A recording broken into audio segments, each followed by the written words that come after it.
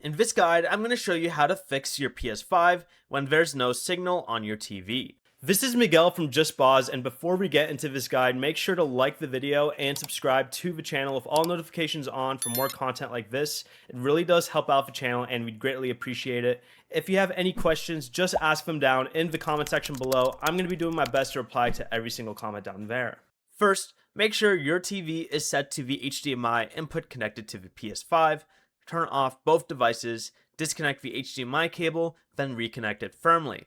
Then connect the PS5 directly to the TV without a receiver, splitter, capture card, or soundbar.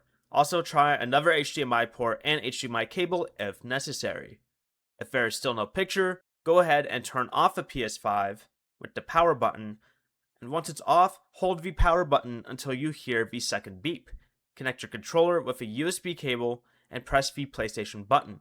Select Change Video Output, then change resolution, and after the PS5 restarts, choose Automatic or a resolution supported by your TV.